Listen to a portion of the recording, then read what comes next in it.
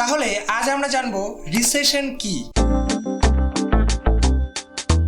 Recession ব্যাপারটা বুঝতে হলে আগে আমাদের জানতে হবে জিডিপি সম্পর্কে। জিডিপি হলো কোনো দেশের জনসাধারণ 24 ঘন্টা কাজ করে মাথার ঘাম পায়ে ফেলে 365 দিনে যা ইনকাম করে তা হলো সেই দেশের জিডিপি। ব্যাপারটাকে একটা গ্রাফের সাহায্যে বুঝি। আমরা যদি গ্রাফটাকে ভালোভাবে লক্ষ্য করি তাহলে এক্স অ্যাক্সিস বরাবর জিডিপি, ওয়াই অ্যাক্সিস বরাবর টাইম, যার 1 নম্বর পয়েন্ট হচ্ছে এক্সপেনশন, 2 নম্বর পিক, 3 নম্বর কন্ট্রাকশন আর 4 নম্বর হচ্ছে trough.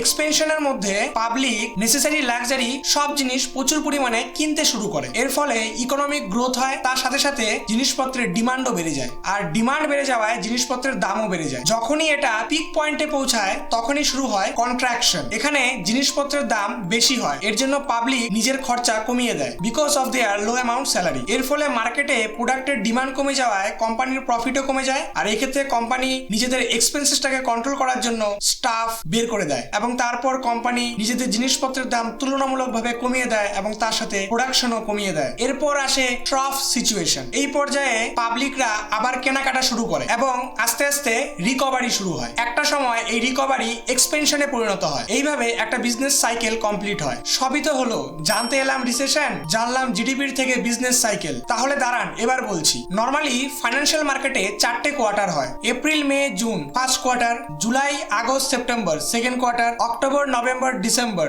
Third quarter, January, February, March fourth quarter. এই কোয়ার্টারের হিসাব অনুযায়ী যদি কন্ট্রাকশন পিরিয়ডটা দুটো কোয়ার্টারের থেকে বেশি হয় তাহলে তখন আমরা বলবো ইকোনমিতে রিসেশন এসেছে। আশা করি রিসেশন ব্যাপারটা কি এখন আপনারা পুরোপুরিভাবে বুঝতে পেরেছেন। স্টক মার্কেট রিলেটেড এরকম গুরুত্বপূর্ণ আপডেট পাওয়ার জন্য আর নিজের নলেজটাকে বাড়ানোর জন্য আমার চ্যানেলটাকে সাবস্ক্রাইব করুন, লাইক করুন এবং অবশ্যই অবশ্যই অবশ্যই বেল আইকনে ক্লিক করুন আমার নতুন ভিডিওর আপডেট পাওয়ার জন্য। ধন্যবাদ।